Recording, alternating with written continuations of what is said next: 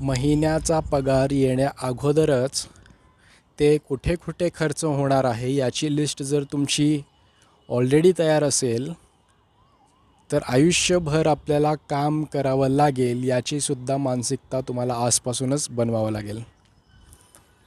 त्याच्या पाठीमागचं कॅल्क्युलेशन्स समजून घ्यायची असेल तर अकाउंटला पहिला फॉलो करायचं आहे, कारण अशा प्रकारचं कंटेंट तुम्हाला इतर कोणत्याही अकाउंटवरती सापडणार नाही.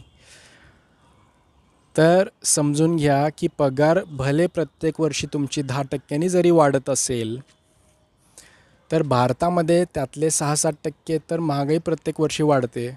म्हणजे तुमची 10%ची पगार वाढ त्यातले तर 6-7% तर असेच निघून गेले.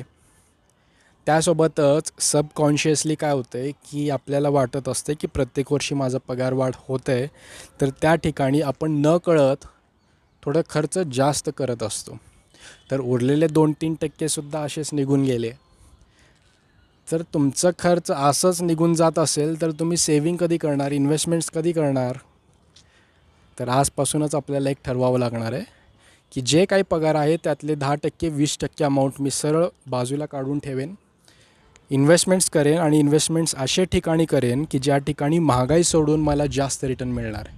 भारतात महागाई 6-7%, म्युच्युअल फंड SIP तुम्हाला 12-13% रिटर्न देऊ शकतात. नंबर दिलेला आहे, आजच कॉन्टॅक्ट करायचा आहे, व्यवस्थित सर्व माहिती घ्यायची आहे, अकाउंट उघडायचं आहे आणि आजच SIPला स्टार्ट करायचं आहे. Thank you very much.